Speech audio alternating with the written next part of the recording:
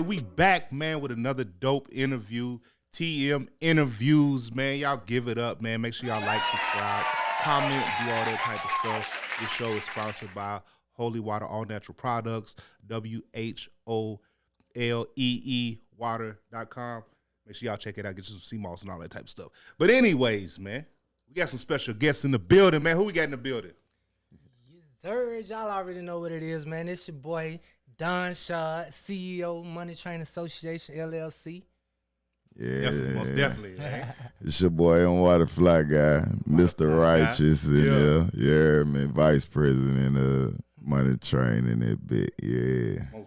Most definitely, man. We got MTA in the building, man. Oh yeah, drop some likes and all that type of stuff, man. Oh yeah. What y'all got going on, though, man? Man, vibing, trying to keep it in the road. You know what I'm saying? Oh yeah, trying to keep motion going, trying to keep our hands on whatever we can get our hands on, for real.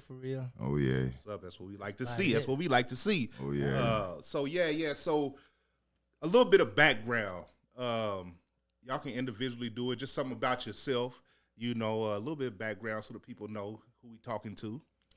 Well, man, me originally, you know, for those who don't know me, my name is Don Shaw. Like I said, I'm from Alabama originally.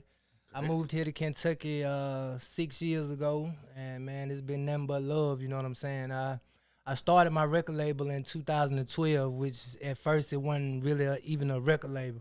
It was just a gang of us just on some trapping and shooting dice and, you know what I'm saying, doing music type thing. But that was when I was in Alabama. Yeah. But when I got to Kentucky, I changed it up a little bit. I went from Money Team Association to Money Train Association, and then I started to get a little bit more into the business side of it. You know what I'm saying? I LLC'd everything. And I stopped grinding. At first, it was just strictly grinding and trying to be an artist. You know what I'm saying? I was pushing myself, pushing my singles, pushing my projects, just solely me. You know what I'm saying? It went from just trying to put myself on to now trying to reach out and put everybody else on, everybody that want to rock with me, everybody that want to, you know what I'm saying, see the vision that I see and you want to get their hands into it, you know what I'm saying, just build a team. These days now you need a team. It's important to have a team rocking with you, you feel me? So that's what it was. I built the team, man, here in Kentucky and just started grinding with the LLC, bought the label into the light. I had a couple of artists that rocked with me and flopped, you know what I'm saying? And a lot of people didn't believe in what the vision or what I had, you know what I'm saying? But just had to stay down, man. And it'd be like that, because what I've learned is it's hard to get people to see your vision. Yeah. I believe in it. Have you watched that Wu-Tang series? Yep. Mm-hmm. And when you watch like how they grind was, like he was like, man, just give me 5 years of your time. Like that was a hard thing for them to do. You know what I'm saying? But they most definitely grinded and made history. For sure. You know what I'm saying? What's the background, man, and why, man? Man, shit. Originally from New Orleans, grew up in Mobile, Alabama. Okay. Y'all knew each other in Alabama? Nah. It's crazy. We didn't. I didn't even know he knew anything about Alabama, you know what I'm saying, when I first met him. I grew up in Bama too. Stomped down in Mobile. After Mobile, I was in Nashville for a while. My mom's and her husband got jobs up there, so we moved there for a while. I moved back to New Orleans, and after Katrina, I went back. And then after that, I came up this way because I was talking to a little shorty or whatever here. But and I was getting in too much trouble down where I was at the same time, so I needed somewhere to get away from all of the crazy shit I was doing. So it ended up working out for me. I started Exclusive Minds back in, I want to say, about 2006, 2007. Been pushing that. So been pushing the artists on my team as well. And I done brung the ones that stayed righteous over this way. I got the Righteous clothing line up here now. And just basically when we came up here, bro, it was just trying to stay focused, grind out. It wasn't come up here to play around and try to be in the streets again. I done all that. That life ain't even where it's at no more. Man. You know what I mean? But I mean, if you a real one, you been in them streets and you know what it do to you. And if you choose to stay in them streets after 10, 15 years, bro, you just ain't got nothing else going for your life. You ain't got no kind of grind, structure, nothing. The streets got an expiration date. Yeah, they got an expiration date for sure. Niggas get old, man, you know. Man, I lost my little brother going on 8 years now. And after I lost him, it put something in my brain because me and him was talking way before he died, and we had this vision for what this righteous enterprise was supposed to be. So he showed me a lot of things. So when he died, I woke up and I kept grinding. So I met bro. Man, me and bro been rocking for some years now since he been around here. So when we first started rocking with each other, it was we just talking as men, for real. Yeah, we wasn't talking on no music, none of that. We were just talking as men, talking about what we wanted to do, how we wanted to build up to make sure that our families is straight, make sure that we doing the things that we wanted to do. We had a real vision. And then one day I was talking to bro, I say, hey, you need to let that righteous Ted run over that MTA. And we started laughing about it, but then bruh took it serious. Was like, hey, bro, you was real about that? I was like, yeah. Cause it was crazy because a lot of motherfuckers, man, a lot of people, you know what I'm saying, they expect competition out of it. That goes with everything, man. It's crazy. A lot of people expect competition out of everything that goes on. You see what's going on right now with the beefing and stuff. The world love that negative impact, man. Like, they don't like to see us trying to uplift each other and grind with each other. Every time I'm doing something, you know what, I'm always speaking highly of y'all, you know what I'm saying? Because I respect everything. I hit you up right now, and if I wasn't here doing this interview, I was in the studio or whatever, I hit you up, or I hit Justin up or whatever, you know what I'm saying? And I learned from y'all. It's never the type of competition to where I want to outdo y'all and I want to stop y'all from prospering. If anything, if it's competition wise, I'm like, damn, Max CJ goddamn dropped a new hard ass whoop-wop setup. I need my shit like that. And I'm going to go right and call you and ask you how you did it. I'm not going to pillow talk you and, oh, man, fuck that. I'm not going to not like and share your stuff and support what I see you doing because I know the grind. You know what I'm saying? And I respect it. And I don't think it's the individuals. I think it's the outsiders a lot of times. Like you said, with the beef, all that stuff, they hugging and everything. I just seen the Rick Ross and Drake stuff, you know, together right after he shot the video. So it's like locally it's the same way. I think it's a lack of communication a lot of times, and then you got outsiders communicating because they want to see the downfall. So they can try to slither in. You know what I'm saying? It's normally the ones that don't even do music that be, or the ones that ain't even got no kind of business going that be with it. So I definitely agree with that. And it's about being, you know, just black too. You know, I tell people all the time, it started. You got to think when the light skinned guys was in the slave master house and the dark skinned guys was in the field. They did that on purpose.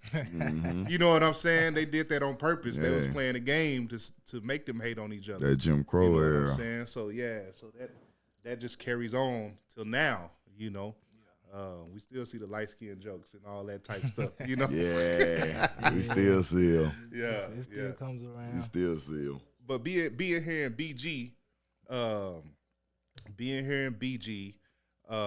what's kind of lacking here, and what do y'all bring to the table? Man, for real, like I would say the main thing that's lacking is just more people that's trying to help other people get on, or more people, like I just was saying, more people that's trying to uplift others. Like everything that's going on right now, everything is always a competition. It's always competition. If somebody got a showcase or somebody got an event or something going, they always trying to outdo the other. Like, it's so much potential, so much talent here, man, from the artists that come through to my studio, to your studios, and the videos and stuff that I see. And, like, all of these people they don't do nothing with each other. Like they ain't at these events that we hosting and stuff and showing unity and stuff. And you know what I'm saying? That's what we trying to get more of. Like Bowling Green, Kentucky is hot. Bowling Green, Kentucky got a lot of talent, man. You know what I'm saying? And if we can get it to the point where it's just a big ass pool of everybody that's just willing to network and just willing to help the next person grind up that ladder, you know what I'm saying, to get to the top, to be able to shine. It shouldn't be so hard to get to the spotlight or get to where you need. Like right now, if you had 20,000, 200,000 followers, me and him, we got like 5,000 or 6,000, and we've been struggling to find a way to get to 200,000. It shouldn't be so hard. You know what I'm saying? If we can come and network with you and we can put some stuff together, put content together, or whatever it is, whatever we got our hands in, it ain't even got to be music. It can be clothing, it could be graphic design, and it could be the stuff that your wife do, decorations and stuff, the fruit bowl stuff, man. Like if people could just stop the competition part of trying to outdo the next person and look at it like, okay, let's find a way to make this shit pop. Let's make it pop. Let's make it stand out so that now when people coming in the Bowling Green and as soon as they say something about what we doing, our names pop up like that. You know what I'm saying? Yeah. And even if right now somebody wanted a video shoot from me, like what I do in my studio, I offer everything. I don't want to turn down no money. What 50 Cent said, I don't get rich or die trying. I take pennies if that's all the Fiend had, right? Yeah, I got the whole thing of changing. I'm on that same type of time. We see you just cash out too. For real. Boy star, Boy star, hey, but I'm on that same type of time, though. You know what I'm saying? Like, I don't want to turn nobody down because they can't afford to get a $500, $600 quality video. If not, guess what? I got a $120. I got a $40. I shoot off the iPhone if I got to. Either way it go, we got a way to market and make money from what you are trying to invest in. And that's the thing. If you all about investing in yourself and doing this, then I'm all for it. You know what I'm saying? Hey, I'm gonna add this to it that, and this is just my honest opinion how I feel about it. I feel like a lot of folks around here, when it comes to support and shit like that, a lot of folks won't support you because they get mad because they didn't do it first. You got the whole wall. You got the whole wall and everything. You doing everything that you doing. And it might be somebody looking at you like, man, I could have been doing that. I should have been doing that. Yeah. Type, you hear me? Like, like when we did the showcase, you hear me? And we had a great turnout. I mean, we filled the club up everywhere. But we had artists from Chicago, every other city come here. Indiana, Nashville, Alabama. We had different artists. But name how many artists that came from BG that was at that showcase. We had a couple now. No, the ones that say that they that. Let's be honest. We had Spaz and No definitely came in. Yeah, they showed out. They showed out. But it's a few other, I ain't gonna say no names or nothing, but it's a few other supposedly big names around here that felt like they was a little too much to be off in a showcase like that. You know what I'm saying? And at the end of the day, sometimes I just feel like some of these dudes be just too cocky. That's one thing BG lack. They don't have that structure. It ain't about none of the other shit. Like they just be, oh, I'm better than everybody else, so I don't feel like I gotta do this or I gotta do that. When I first started doing music, serious, bro, I was taking my money and I was going to every other city. I'm showing out. I got my whole team behind me, and we going to other cities to shake shit because the folks in our city wasn't even rocking with it like that. Yeah. So I think that's one of the things that if, like piggyback off what bro said, if everybody started showing love to certain ventures then everybody will rock with it. But it seemed like as soon as you start to do something, everybody else get mad because they ain't do it. Yeah, like, but if we can Let's all just be what get it together is. and put our ideas together, man, we can come up with all type of inventive, crazy stuff that'll put For sure. spotlights into the city. For We real. can start bringing bigger artists down here. I mean, you got so many dudes down here that's supposedly big names and whatever. We could put that money together to bring whoever we want here. But I guess they don't want to share. But see, too, I That makes heard sense. Walker say one time that it's not a lack of artists, it's a lack of fans. So a lot of artists depend on other artists to be fans. When you have, like, when we used to do shows, Yeah. you probably grew up in this era. When you had to do shows, you had to sell like 20 tickets. Yeah. You know what I'm saying? Type Yeah. of deal. Yep. So, you know, a lot of artists I that was come in that. through, I tell them, make sure y'all focus on fans. People that, Mm-hmm. can you put 20 people, bring 20 people with you that's fans of your music? You know what I'm saying? Because sometimes you got a lot of fake love or fake support going on because they trying to get support back. You know what I'm Yeah. saying? They share your video and they ain't even watched it because they want you to share their video. That's kind of fake. You know what I'm saying? Yeah. Like, ain't counter sure. that and so is. yeah, That you know, is. so it goes to like, For sure. do artists really have fans here? Yeah. So like, is there a lack of? Would y'all think it's a lack of just fans? Like, can you do a show and then people that's not artists come out and support the artist? Well, I mean, that depend on the artist, to be honest with you, because, I mean, I ain't being cocky or nothing, but I ain't even from here, but I got a nice fan base here. Definitely. And I was my just finna say fan the same base, thing. my That's fan one thing I base can say. will wear my merchandise to the shows. Yep. My fan base know shit word for word when it come to me performing. Yeah, they yeah. in the front of the crowd recording. I don't have that problem. Yeah. And Like I don't said, feel like you like said, just if come you from the artist. if you really a true artist and you really trying to have a fan base, I don't think that's hard. But it's so many people that's already on that cocky level, like they already that dude. So now you feel like just because your name ringing bells in a couple of areas that people supposed to support you no matter what it is you do, and you don't even interact with the people that you want to be at your spot. I challenge my artists all the time, man. I'll like Bree. She can get up to 10,000 views or just 10,000 reactions quick on a post, right? So I tell her, I'm like, you think you got a lot of fans in Bowling Green?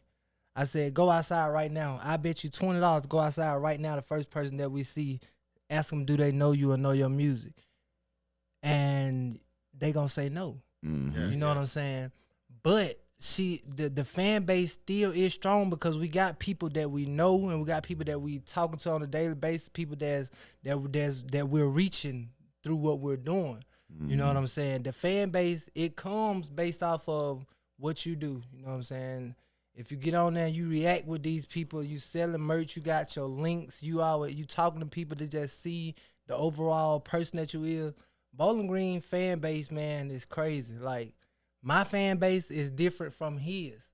His fan base is different from Breeze. It's different from Chris J's. It's different from everybody because we've all been into different places. Like, this is what I do now. Music is my full-time lifestyle. This is my job. I get paid off of I don't get paid from nobody else but music and disability. You know what I'm saying? Because I fuck myself up working a lot.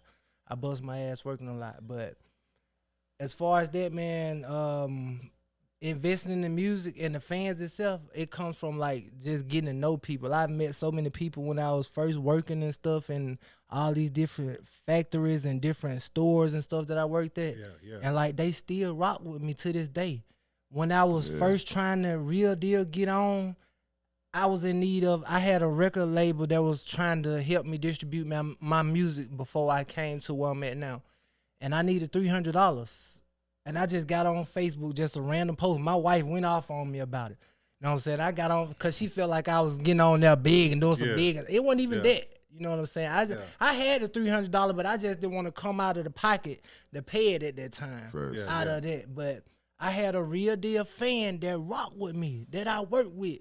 Yeah. Brandon Murphy. I remember him to this day. I'll never forget him.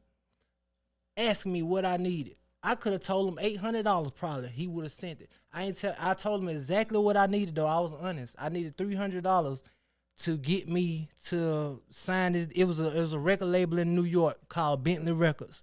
And that was the label that I was trying to sign to at that time. And I needed $300 to make it happen. He sent it just like that. Yeah. I think I heard them too. Sent it. Email. Yeah, they legit, man. Only thing about it is when I signed to that label, it made me learn a lot of stuff. And that's why I built my label around kind of the stuff that I learned. But it made me learn what labels are about and what they do. Bentley Records was a pretty good record label to be under. They gave me exclusive access to features with Migos, Soulja Boy, Famous Dicks. I had Robin Thicke. Like, it was, you had to have the money for it, of course. Yeah. But if you had the money for it, and as soon as you press that button to submit to get them to network with you or do a song with you or do whatever with you, it's that. It ain't no right there. It ain't no lollygagging. Ain't no playing around. You know what I'm saying? That was just that because they were serious about their money, as serious as you are about it. You know what I'm saying? So if you had the money to put up on it, then that was just that. Like I said, I had features.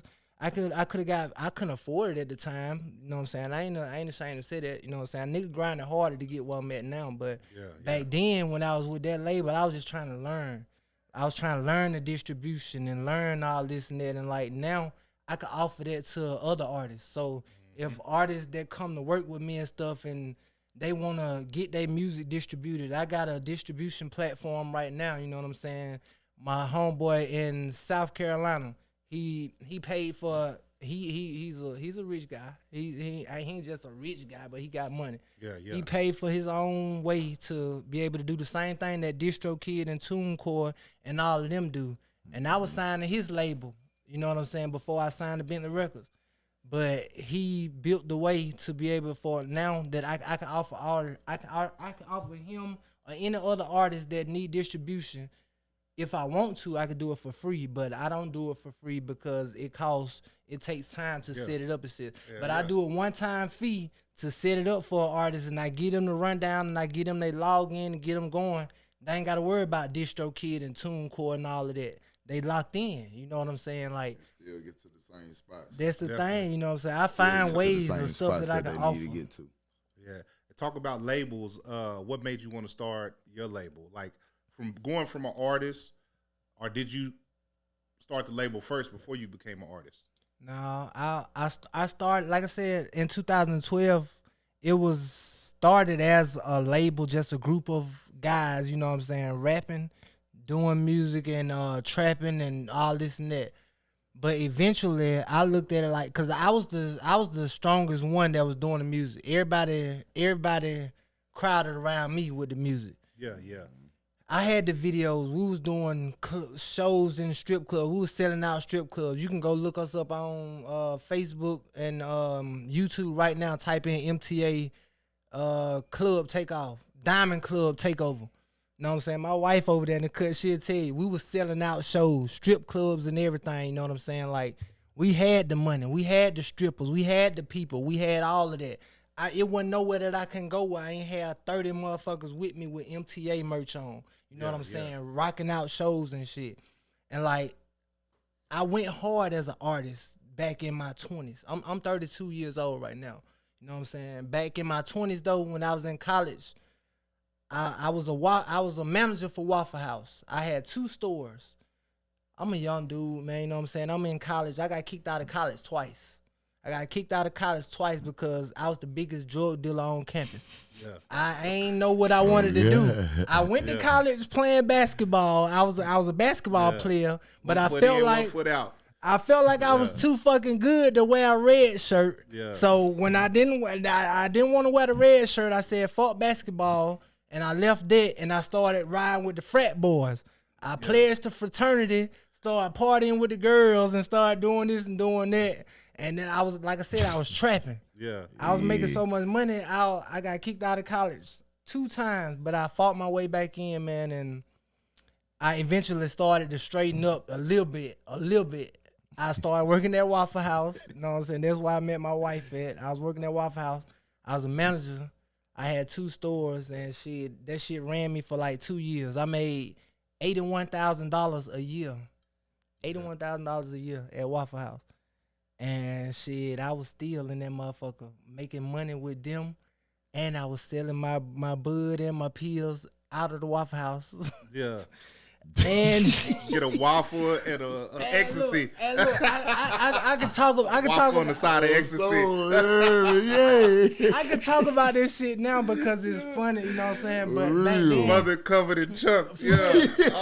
hold on. You gotta scatter, smother, cover, chunk, diced, and pepper. Shit. Look, hey. So do Guarantee you right now, any cook that's in Bowling Green at Waffle House, I guarantee you I'll outcook you right now. Yeah, right now. Because look, on a black y'all don't go through the stuff that I had to go through. put the money behind them. I swear to God. Y'all don't go through the stuff that I had to go through. I worked for a corporate Waffle House. Y'all work for franchises. Yeah. Y'all work for the people who got the money to own Waffle House. I work for corporate. I had to go to Waffle House College in Georgia.